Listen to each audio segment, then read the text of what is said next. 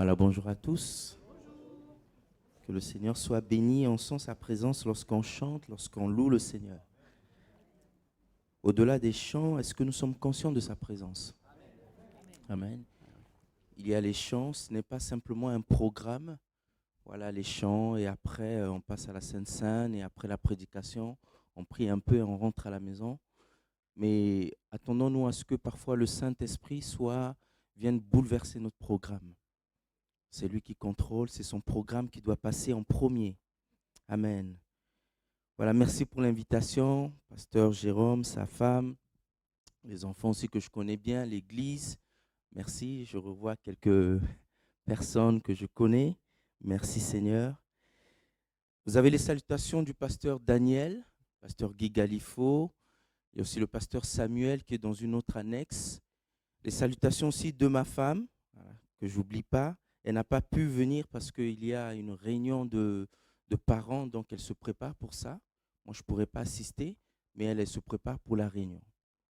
Voilà, les salutations, je les ai passées, comme ça, je n'oublie pas. Est-ce qu'on peut baisser nos têtes simplement, prier le Seigneur? Tu es même présent en ce lieu, Seigneur, et tu veux agir. Merci Saint-Esprit parce que tu es là. Nous sommes devant toi, Seigneur. Tu vois l'état de nos cœurs, tu vois nos cœurs et tu désires déposer quelque chose. Maintenant, parle-nous. Parle-nous et que ton esprit soit à l'œuvre. Oh Dieu, je t'en supplie. Nous mettons de côté nos pensées, nos raisonnements. Mais Seigneur, nous ouvrons nos cœurs à ta parole. Nous voulons être sensibles à ce que tu veux déposer dans notre cœur aujourd'hui, ce matin. Nos yeux sont fixés sur toi seul. Nos yeux sont tournés sur toi, sur rien d'autre que toi, Jésus. Merci pour ta grâce, merci pour ta présence. Dans le nom de Jésus-Christ, à toi soit toute la gloire. Amen. Voilà, ce matin, je voudrais nous amener dans une histoire qu'on a l'habitude de lire, qu'on a l'habitude peut-être même de prêcher, qu'on connaît bien. C'est l'histoire de la mort et de la résurrection de Lazare. Est-ce que vous connaissez Lazare? Oui, la mort et la résurrection de Lazare. On va prendre Jean chapitre 11, à partir du verset 38. Un jour, Lazare va tomber malade. Lazare va mourir. Mais avant de mourir, on vient annoncer à Jésus que Lazare, celui que tu aimes, quelle précision, Lazare, celui que tu aimes, est malade. Mais vous connaissez l'histoire, Jésus va rester encore 2 jours. Il ne va pas aller d'abord guérir Lazare, il n'ira pas guérir Lazare, c'est pour la résurrection qu'il va partir. Il va rester 2 jours et après les 2 jours, Jésus va aller vers Lazare. Lorsque Lazare, après, meurt, les sœurs sont en deuil, les sœurs pleurent, Marthe et Marie. On comprend toute la tristesse qu'il y a lorsqu'on passe par des moments difficiles et de deuil. Entre parenthèses, si quelqu'un passe par le deuil, eh bien, le Seigneur Jésus est celui qui console. Amen. Vous le croyez? Amen. Les sœurs sont en deuil et lorsque elles rencontrent Jésus, elles diront, eh bien, si tu avais été là, mon frère ne serait pas mort. Eh bien, le Seigneur Jésus lui-même aussi est en tristesse. Il est parlé de Jésus qui sera ému, qui va pleurer. Et il va se rendre au tombeau donc de Lazare. Et on lit à partir du verset 38. Jésus, frémissant de nouveau en lui-même, se rendit au sépulcre. C'était une grotte. Et une pierre était placée devant. Jésus dit, ôtez la pierre. Marthe, la sœur du mort, lui dit, Seigneur, il sent déjà, car il y a 4 jours qu'il est là. Jésus lui dit, ne t'ai-je pas dit que si tu crois, tu verras la gloire de Dieu? Ils ôtèrent donc la pierre et Jésus leva les yeux en haut et dit, Père, je te rends grâce de ce que tu m'as exaucé. Verset 42, pour moi, je savais que tu m'exauces toujours, mais j'ai parlé à cause de la foule qui m'entoure, afin qu'ils croient que c'est toi qui m'as envoyé. Verset 43, et on dit cela, il cria d'une voix forte, Lazare, sort. Et le mort sortit. Remarquez la différence à chaque fois, il est dit parfois le mort, parfois Lazare, pour montrer qu'il était vraiment mort. Le mort sortit, les pieds et les mains liés de bandes et le visage enveloppé d'un linge. Et Jésus leur dit, déliez-le et laissez-le aller. Amen. Nous voyons là que Dieu va manifester sa gloire. Jésus l'avait dit avant. Il va manifester sa gloire et sa puissance. Comment? Eh bien, par la résurrection de Lazare. Et ce que j'aimerais partager ce matin, simplement, je suis sûr que c'est des messages que vous avez entendus, mais peut-être c'est un rappel, peut-être c'est une première fois pour une personne, sur vivre l'action de Dieu, vivre la gloire de Dieu. Amen. Est-ce qu'on veut vivre la gloire de Dieu? Amen. Vive l'action de Dieu, la gloire de Dieu dans nos vies à travers l'histoire de Lazare. Jésus va manifester la gloire de Dieu par cette résurrection. Alors pour vivre la gloire de Dieu, l'action de Dieu, je vais essayer d'être court comme ça on a un temps de prière. Voici mon premier point. Premier point. Pour vivre la gloire de Dieu, l'action de Dieu, nous devons considérer et mettre toute notre foi dans chaque parole et dans chaque promesse que nous avons reçue de Dieu. Amen. Considérer et mettre toute notre foi dans chaque parole que tu as reçue de Dieu, dans chaque promesse que tu as reçue de Dieu, sans le moindre doute, sans laisser les pensées venir étouffer la foi, mais mettre véritablement sa foi dans chaque parole. Lorsque Lazare était malade et qu'il était prêt à mourir, eh bien, Jésus voulait qu'à travers cette situation, que la gloire de Dieu soit manifestée. Il voulait que la puissance de Dieu se manifeste. Voilà pourquoi il va attendre encore. Il va rester encore 2 jours. Et Jésus dira à Marthe, le verset 40, nous l'avons lu, il dira, « Ne t'ai-je pas dit que si tu crois, tu verras la gloire de Dieu ?» En fait, en réalité, lorsqu'on remonte au verset 4, on voit que Jésus avait déjà donné une parole aux sœurs. Il avait donné une promesse aux 2 sœurs. Il leur avait donné une parole qui devait en fait susciter la foi en eux, qui devait les amener à croire au miracle, à croire que Dieu est puissant, à croire à la gloire de Dieu, à croire afin de voir la gloire de Dieu. Jésus dira, cette maladie n'est point à la mort, mais elle est pour la gloire de Dieu, afin que le Fils de Dieu soit glorifié par elle. Voyez, Jésus avait commencé par semer une parole dans leur cœur, dans le cœur de chaque sœur, afin que leur foi, dans cette parole, les amène à expérimenter l'action de Dieu, non pas pour un futur lointain, comme pensaient les sœurs, mais pour quelque chose qui devait se faire dans quelque temps. Amen. Dans quelques minutes, quelques heures, la résurrection de leur frère. Mais en relisant encore le passage, on voit que les sœurs n'avaient pas pleinement réalisé ce que Jésus allait faire. Elles n'avaient pas pleinement compris ce que Jésus allait faire. Elles ont remis au futur ce que Jésus allait faire maintenant. La gloire qu'il allait manifester maintenant. Elles n'ont pas pleinement considéré la parole de Jésus. Alors que Jésus parlait de la résurrection de Lazare, de l'action de Dieu, donc dans un futur proche, elles ont remis au jour où Jésus reviendra. Verset 24, c'est Marthe qui dit, « Eh bien, je sais qu'il ressuscitera à la résurrection au dernier jour. » Et au verset 25, Jésus lui dit, « Eh bien, non, non Marthe, je suis la résurrection et la vie. » Amen. Il ne s'agit pas de... Il y a la résurrection du dernier jour, oui, c'est vrai, mais pour cet instant précis, pour ce que j'ai prévu de faire maintenant, je suis. Amen. Pas je serai, mais je suis la résurrection et la vie. Il voulait amener Marthe et Marie au présent de ce qu'il voulait faire à l'instant même. Devant le tombeau de Lazare, le Seigneur les amène à croire chaque parole qu'il a dite et il dira, et c'est là qu'il rappelle cette parole qu'il dit, « Ne t'ai-je pas dit que si tu crois, tu verras la gloire de Dieu ?» C'est sous-entendu que Jésus leur avait donné bien des paroles bien avant, afin qu'ils puissent croire. Et Jésus rappelle.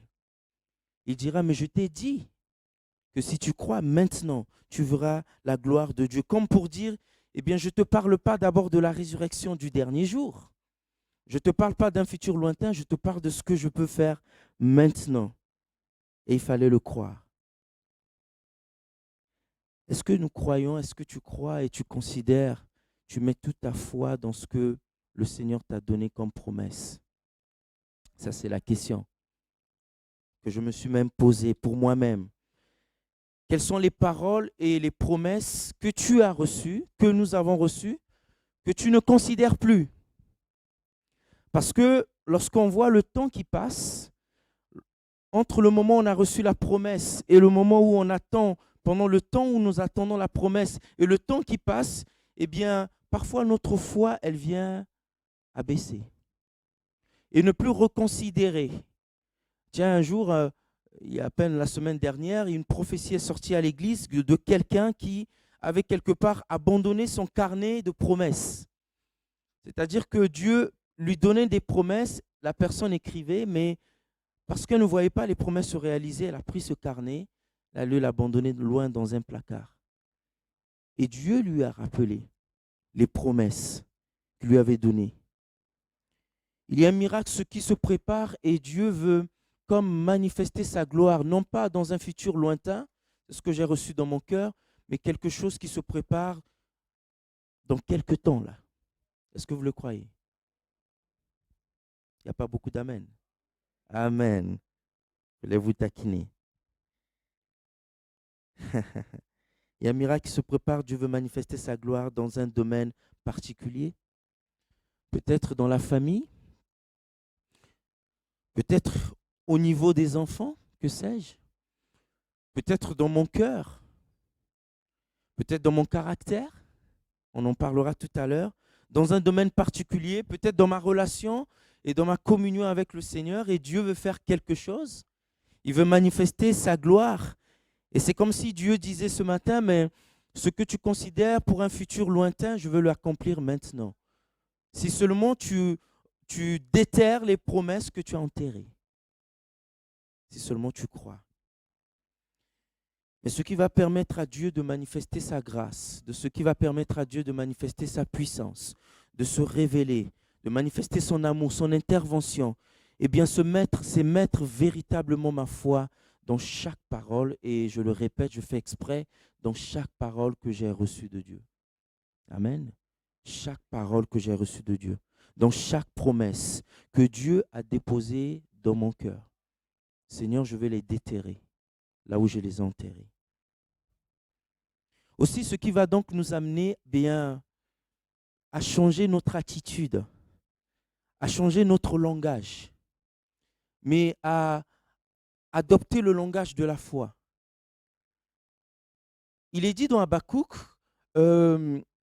écris la prophétie, grave-la sur des tables de pierre afin qu'on la lise couramment.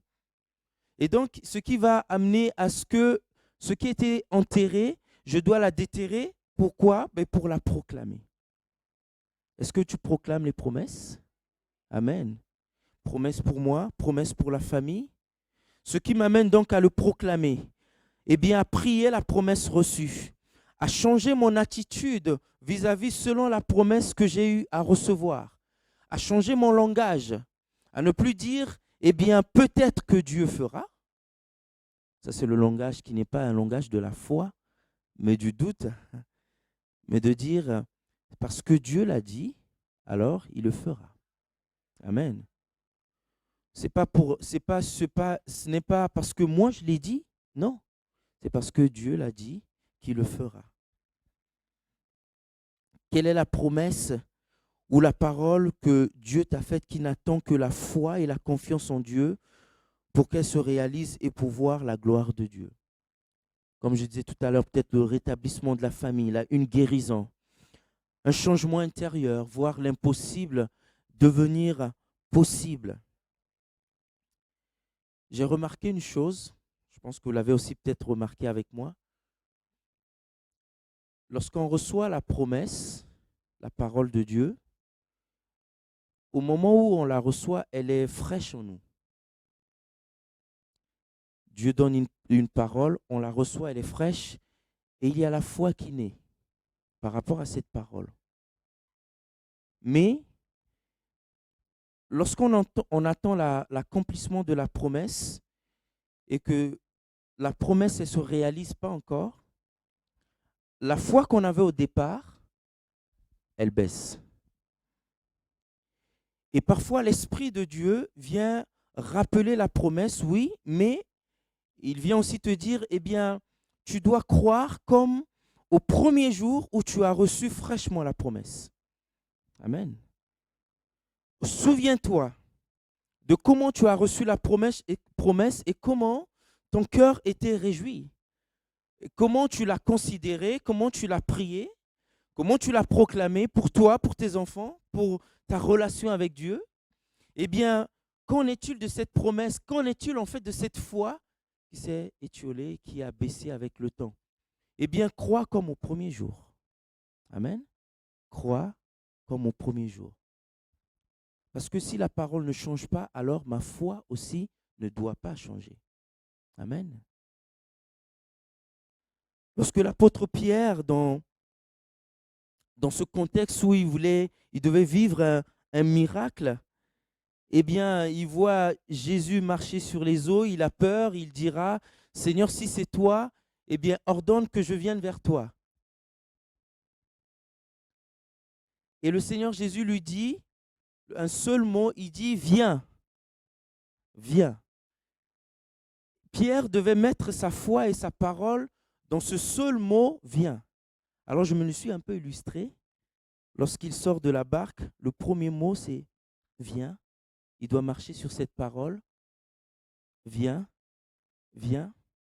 Mais chaque pas était viens. Mais à chaque fois qu'il se détournait et qu'il ne considérait plus cette parole, si seulement il se détournait, qu'est-ce qu'il faisait? Eh bien, il s'enfonçait. Le chemin, il était sur le chemin du miracle, de voir la gloire de Dieu, l'action de Dieu. C'est miraculeux de marcher sur l'eau, vous êtes d'accord? Eh bien, ce miracle dépendait de la foi qu'il devait mettre dans la parole que Jésus lui a dit. Ce seul mot, cette seule parole, eh bien, viens. Tant qu'il mettait sa foi en cette parole, eh bien, il verrait la gloire de Dieu, l'action de Dieu. Un jour, alors que je passais un peu par des moments difficiles avant d'être dans le ministère, avant d'être pasteur en formation, ça n'allait pas dans ma vie. Et un jour, j'ai pris mes bagages, j'ai dit, Seigneur, je pars de la France. Je m'en vais. Parce que les choses ne marchent pas ici. Je ne sais pas comment m'en sortir, alors je vais partir. Il a fallu que dans un temps de prière, peut-être de jeûne et prière, que le Seigneur vienne faire revivre ou déterrer une promesse qui avait été enterrée. Pour dire, je t'avais dit que je t'amènerai ici et c'est ici que je veux me servir de toi, alors pourquoi tu te transportes pour aller ailleurs? Pourquoi tu oublies la parole que je t'ai donnée? Pourquoi tu l'enterres? Et ça a commencé à résonner. Surtout que je voyais des signes partout que je m'inventais moi-même, que c'est le moment de partir. Je vois un avion, ah ben c'est le moment de partir. Parfois on voit des signes, mais ce ne sont pas des signes de Dieu. Et il a fallu la repentance et demander pardon. Seigneur, je te demande pardon, car je voulais prendre une décision sans te consulter. Alors après m'être repenti devant le Seigneur, eh bien le Seigneur a rétabli les choses. Amen. Il a fallu déterrer la parole. Donc le premier point, est-ce que je considère chaque parole et chaque promesse que j'ai reçue de Dieu? Il a fallu pour Marthe, il a fallu pour Marie de considérer ce que Jésus leur avait dit, que cette maladie n'est pas pour la mort, mais elle est pour la gloire de Dieu. Voilà pourquoi le Seigneur vient les aider un peu dans leur foi. Eh bien, il vient rappeler, il dit, mais ne t'ai-je pas dit déjà? Souviens-toi de ce que je t'ai dit. Pour ça, c'était le premier point. Je vais être court. Deuxième point, pour vivre la gloire de Dieu, pour vivre l'action de Dieu, il est un peu difficile celui-là. Alors Dieu te demandera parfois de faire ce que tes pensées ne conçoivent pas. Il te demandera de faire quelque chose qui te paraît illogique, incompréhensible, quelque chose qui échappe à ta pensée, qui n'est pas logique selon la pensée humaine, selon ce que toi tu conçois. Ça va demander de sortir de tes pensées, de tes raisonnements. Ça va demander de sortir de ce qui est logique, de ce qui est incompréhensible et d'accepter, d'engager réellement ta foi et ta confiance en Dieu, même si ça ne paraît pas logique à tes yeux. Amen. Même si ça ne paraît pas logique. Lorsque Jésus arrive devant le tombeau de Lazare, alors il va faire quelque chose où tout le monde va dire, mais tout le monde peut se dire, mais c'est incompréhensible. Pourquoi il le demande? Il dira, ôtez la pierre. Enlevez la pierre. D'ailleurs, la sœur de Lazare, lorsqu'elle a entendu cette parole, c'était tellement incompréhensible pour elle et même pour les gens qui étaient là. Elle est venue vers Jésus. Qu'est-ce qu'elle a dit? Mais Seigneur, ils sont déjà, tu ne peux pas le faire. Ça fait 4 jours qu'il est là. Quand j'ai regardé un peu le mot « ils sont déjà », en grec c'est « ozo », ça veut dire que le corps de Lazare était en état de décomposition avancée. Seigneur, c'est impossible. Et donc, je me mets un peu à leur place. Je me mets un peu à la place des gens qui doivent rouler la pierre et s'approcher de la pierre, surtout qu'ils devaient être en contact avec quelque chose qui a peut-être été en contact avec un mort. Et donc, selon la loi juive, ça devenait impur. Et donc, ils devaient quand même toucher cette pierre et la dérouler. Et quel était leur raisonnement? Quel serait notre raisonnement? Quelles seraient nos pensées? Mais pourtant, Jésus dit, il faut rouler la pierre. Ce n'est pas Jésus qui va rouler la pierre. Ils avaient leur part à faire. Amen. Et donc, c'était à eux de rouler la pierre. Ils demandent quelque chose qui est incompréhensible. D'ailleurs, il est dit au verset 39, Marthe, la sœur du mort. Il n'est pas dit Lazare, c'est ce que je disais tout à l'heure, tantôt Lazare, tantôt mort. Eh bien, il n'est pas dit Lazare, là il est dit la sœur du mort. C'est comme pour marquer que Lazare était définitivement mort et qu'il fallait rouler la pierre. Je ne sais pas qu'est-ce que vous aurez fait. J'imagine qu'il devait avoir une bataille dans leur cœur. Est-ce qu'on roule, on ne roule pas? Ça a touché quand même un mort. C'est un mort là-dedans. Est-ce qu'il sait ce qu'il est en train de faire? Oui, c'était inconcevable selon la pensée humaine. Oui, mais pour voir le miracle et l'action de Dieu, lorsque Dieu veut faire quelque chose, pour voir le miracle, l'action de Dieu, il nous faut être prêt à dire, Seigneur, je ne comprends pas tout ce que tu demandes. C'est incompréhensible, mais par la foi, je vais obéir. Amen. Par la foi, je vais m'y engager. Je ne sais pas tout, c'est illogique pour moi, mais me voici pour obéir et pour engager ma foi, pour mettre ma confiance en toi sans douter. Peut-être que ceux de l'Église diront, mais tu es fou de croire. Tu es fou d'espérer. Tu es fou de continuer à croire que telle personne, tel membre de ta famille se convertira. Vois le résultat. Vois ce qui se passe. Vois le changement que tu ne vois pas encore.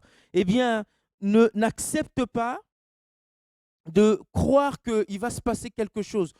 Laisse faire les choses. Arrête de prier. Ça, c'est parfois des conseils. Pas des bons conseils qu'on nous donne.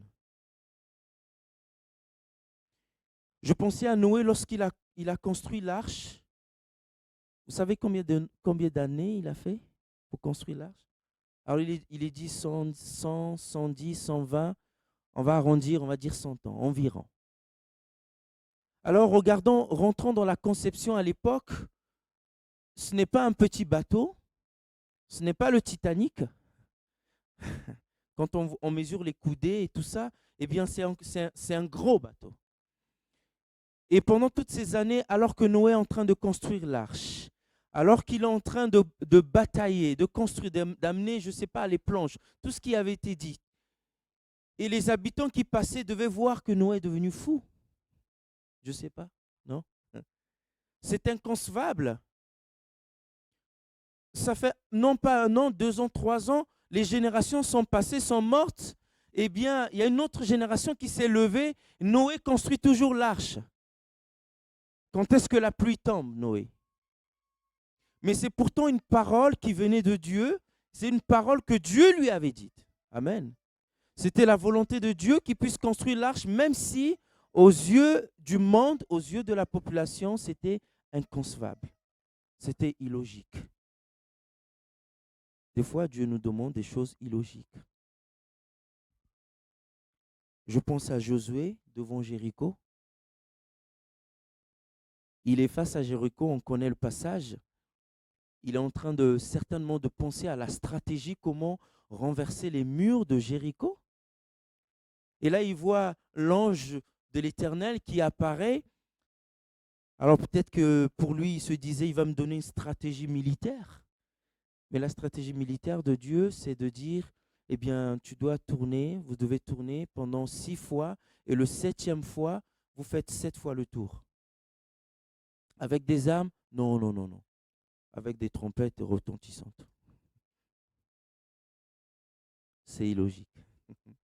C'est inconcevable. Peut-être qu'un chef de l'armée dira, mais Josué, est-ce que tu as bien entendu la parole de Dieu? Est-ce que c'est vrai? Est-ce qu'on doit vraiment aller avec des instruments et chanter autour? Alors j'imagine les habitants de Jéricho qui devaient les regarder et dire, ah tiens, mince, ils sont devenus très fous en fait. Mais Dieu le leur avait demandé et c'était inconcevable. Mais pourtant, derrière la foi obéissante, il y avait le miracle. Amen. Derrière ta foi, derrière l'acte que Dieu te demande de poser, qui te paraît inconcevable, il y a le miracle que Dieu veut faire. Je pense à Gédéon aussi. De 32 000, ils ont été réduits à 300 hommes de guerre pour aller combattre avec quoi? Non pas avec des épées, avec des cruches, des torches, des lampes. Je termine bientôt. Lorsque Dieu est sur le point de manifester sa gloire, la foi que tu as va commencer à être une démonstration. Une démonstration des choses que tu ne vois pas. Une démonstration des choses que tu ne conçois pas. Elle va commencer à passer de la théorie à la pratique. Parce que si je dis, est-ce que tu as foi en Dieu? On dira tous oui. Mais lorsque le Seigneur dira, eh bien saute, on dira non. Ça va passer de la théorie à la pratique. Non plus quelque chose d'intellectuel, non plus quelque chose de vague, non plus quelque chose de religieux, mais quelque chose de concret, une réelle confiance qui va se démontrer par l'obéissance de quelque chose de précis que Dieu va te demander, que Dieu attendra de toi. Parfois, ça sera un sacrifice pour d'autres, comme la veuve de Sarepta. Ça a été un sacrifice pour elle d'offrir, de faire ce gâteau pour Élie, alors que lui restait juste un peu d'huile. C'était comparable à de l'huile pour se parfumer. Donc, c'était un tout petit peu d'huile et un peu de farine. C'était pour elle, c'était pour se nourrir. Après quoi viendra la mort. Mais il fallait faire ce sacrifice, accepter de mourir pour qu'un autre puisse vivre. Ça, c'était le sacrifice qu'il fallait faire. Et qu'est-ce qu'elle va faire? Eh bien, elle va offrir ce sacrifice. Et derrière le sacrifice, elle a vu le miracle. Amen. Merci Seigneur. Pour voir la gloire de Dieu, il fallait que ceux qui devaient ôter la pierre acceptent de faire ce qui est impensable. Un jour à l'église, une sœur est arrivée. Elle nous a demandé d'aller rendre visite à son petit frère qui était malade à Purpan. En fait, pendant la période de Covid, il a eu le Covid le plus sévère. Je pense que c'était la 2e vague là. Il a eu le Covid le plus sévère. et on allait lui rendre visite. Lorsque je suis arrivé à l'hôpital, c'est dur à dire, il était branché de partout. Ses yeux étaient grands ouverts et comme les docteurs ne savaient pas si il était mort ou pas, parfois son état, son cœur arrêtait peut-être de battre et ses yeux étaient grands ouverts comme ça, il clignait plus des yeux. Vous savez ce qu'ils ont fait? Ah ça m'a fait mal ça. Ils ont mis des scotch pour lui fermer les yeux, pour obliger les yeux de rester fermés. Je me souviens, j'arrivais, tout était branché, il était dans le coma. Les docteurs ont dit à cette sœur, on dit, bon, il ne survivra pas, certainement que le lendemain, il va partir. Il faut que vous signiez quelque chose, une décharge, vous signez afin qu'on puisse débrancher les appareils.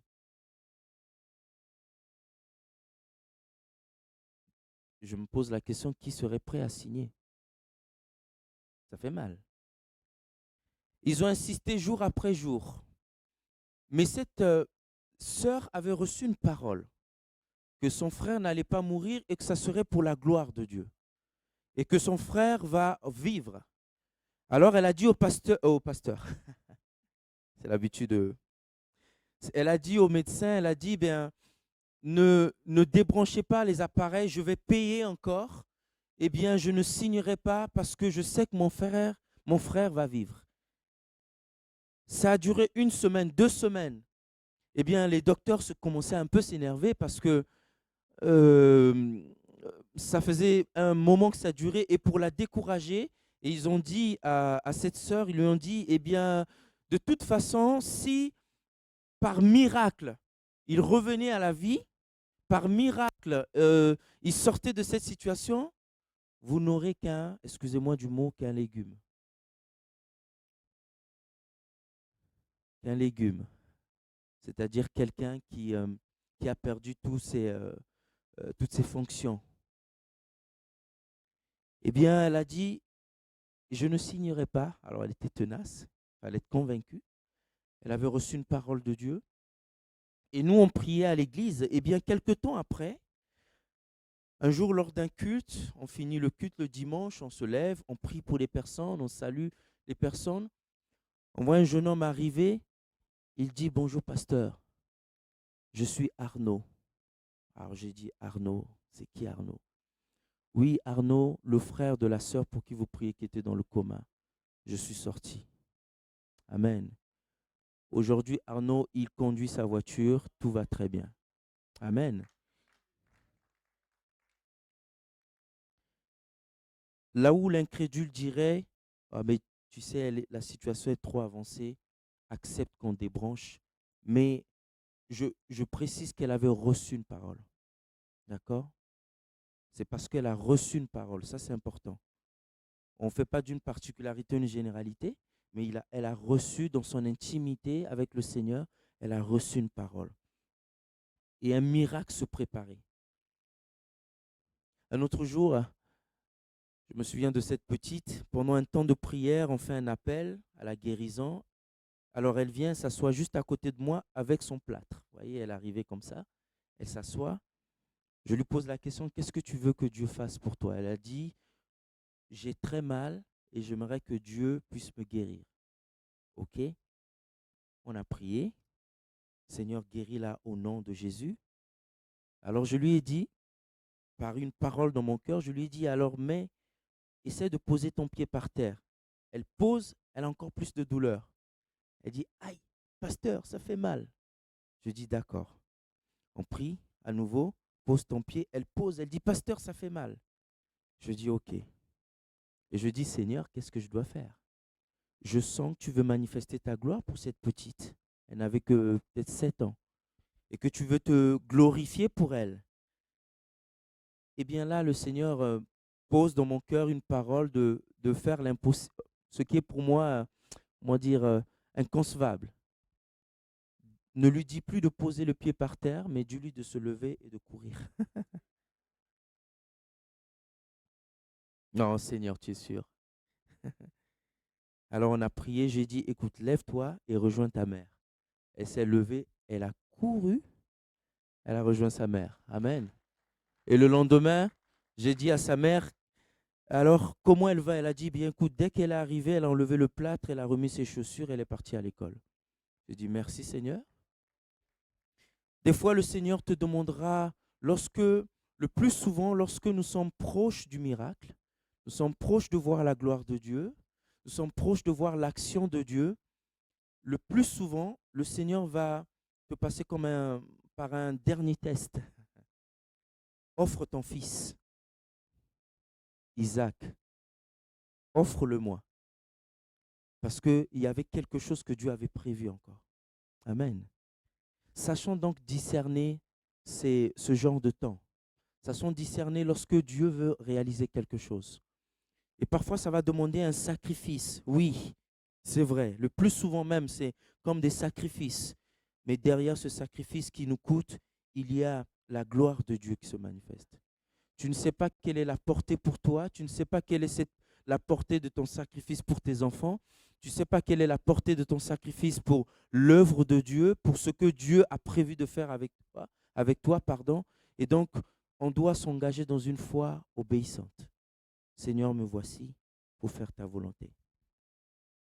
Le dernier point.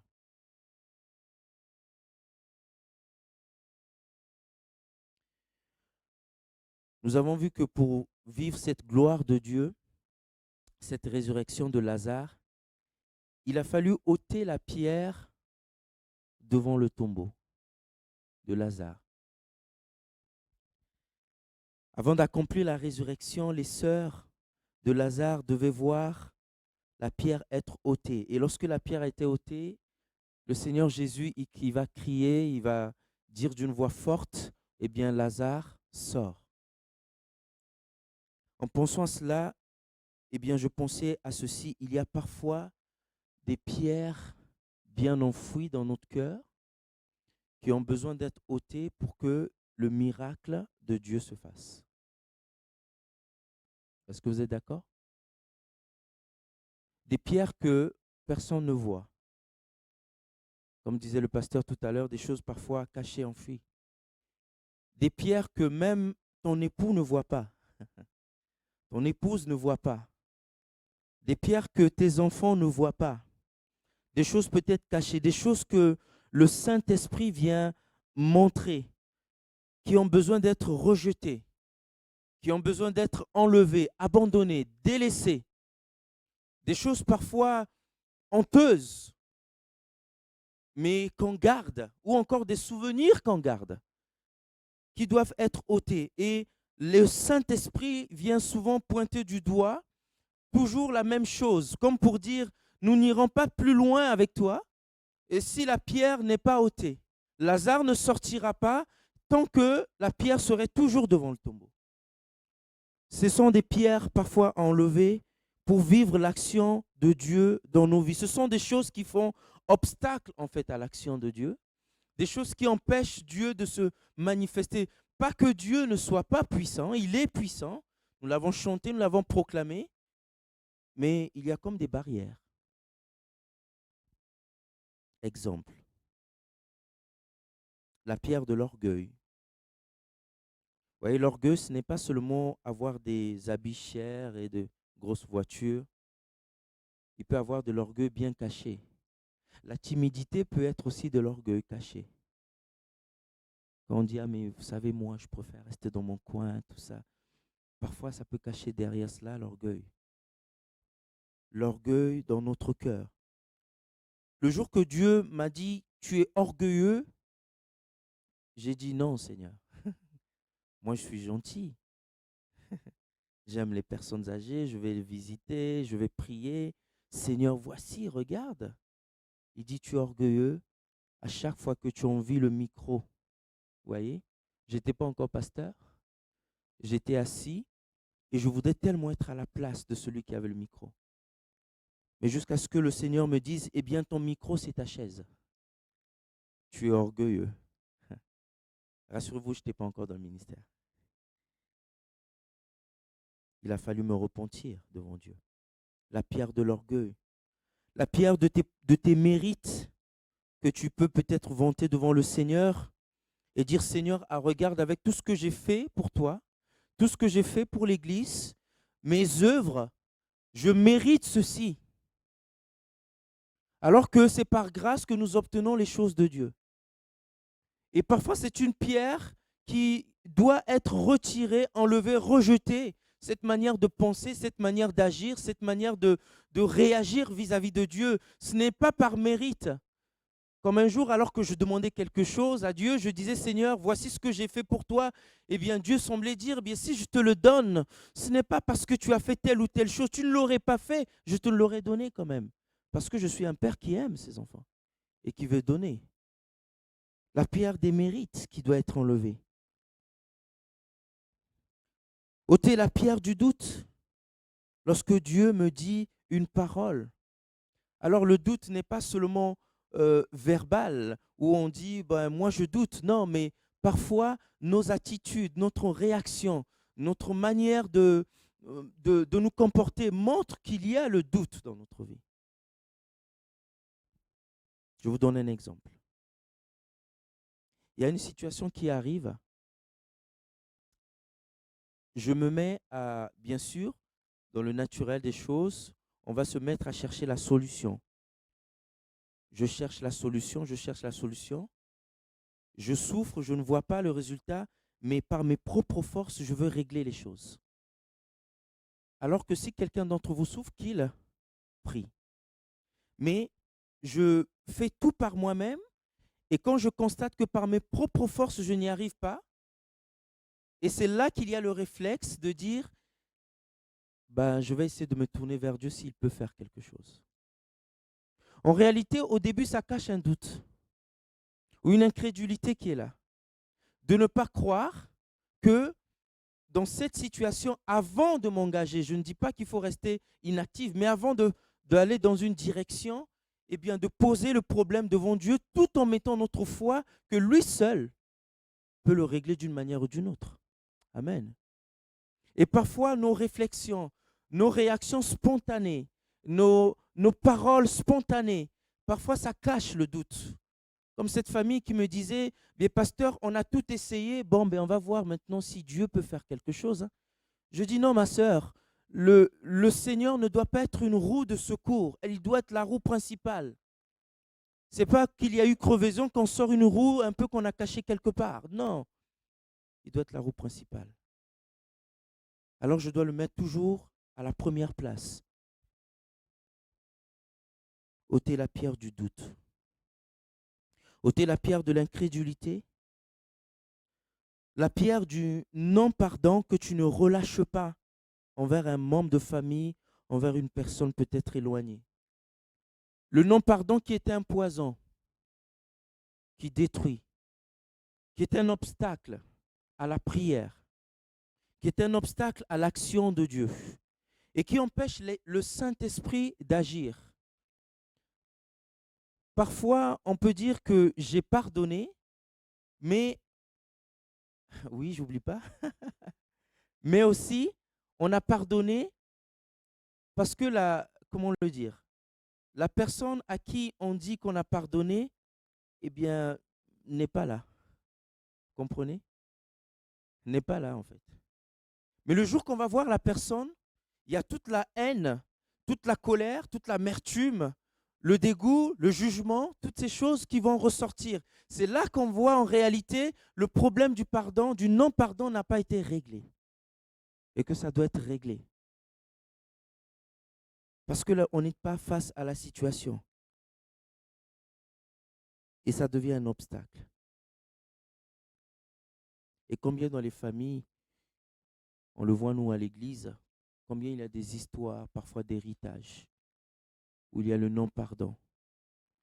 Quelqu'un disait, vous voyez, mon frère habite juste là-bas, mais on ne se parle pas, on ne se voit pas. Et parfois le Seigneur vient frapper à la porte, il dit, tu pries, tu demandes, mais il y a un obstacle à ta prière qui s'appelle le non-pardon. Il faut libérer ton cœur. Il faut pardonner. Désire, recherche. comment dire, il faut le vouloir, décider. Or, ça ne veut pas dire que la personne changera et va venir à nos pieds et dire oui, je reconnais mes torts. Peut-être que son caractère, sa façon d'être restera endurci, mais vis-à-vis de Dieu, tu auras réglé, fait ta part. Tu aurais réglé les choses. Vis-à-vis du Seigneur, tu serais clair. Mais qu'on ne trouve dans ton cœur, dans notre cœur, rien qui fasse obstacle à l'action de Dieu, et notamment qu'on ne trouve pas le manque de pardon.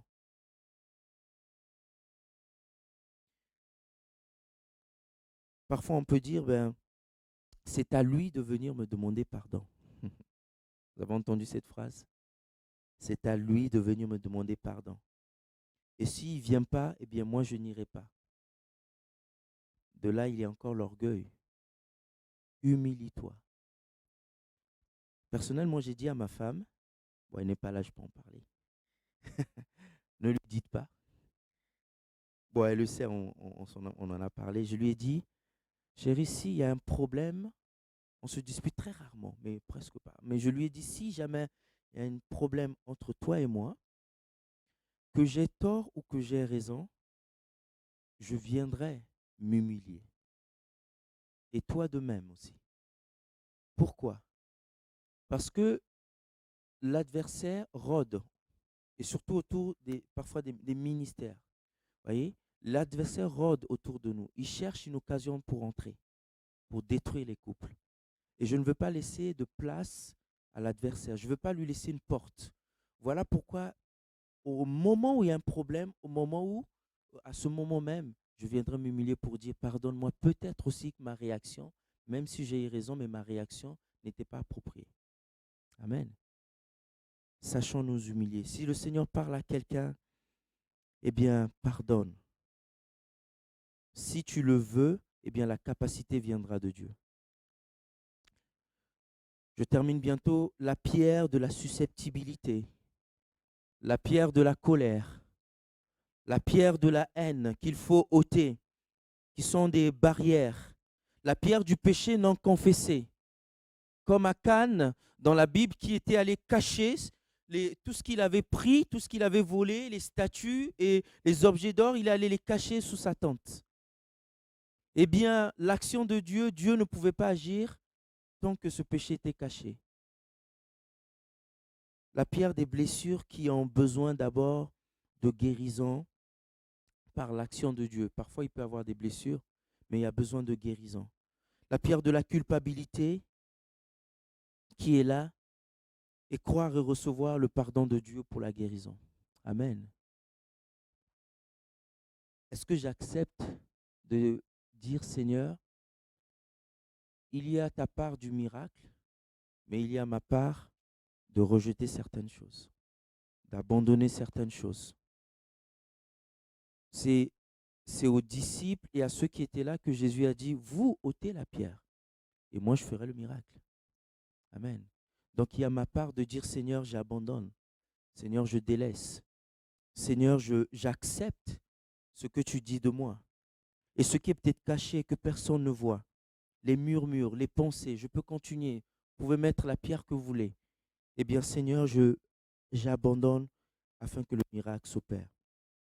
Et je conclus par ceci. Oui, le Seigneur veut manifester sa gloire et son action dans nos vies. Il y a un, la foi. Il y a deux, accepter ce que Dieu me demande de faire qui est inconcevable pour moi. Il y a trois, ôter la pierre. Eh bien, ce que j'aime dans cette histoire de Lazare, c'est qu'il est dit au verset 5, « Or, Jésus aimait Marthe et sa sœur et Lazare. » Amen. Or, Jésus aimait. Alors, si le Seigneur nous montre la direction à suivre pour que sa gloire se manifeste, c'est parce qu'il nous aime. S'il veut manifester sa gloire dans notre vie, c'est parce qu'il nous aime. N'oubliez jamais le or. Or, c'est parce qu'il m'aime qu'il le demande. Or, s'il me demande ce sacrifice, c'est parce qu'il m'aime.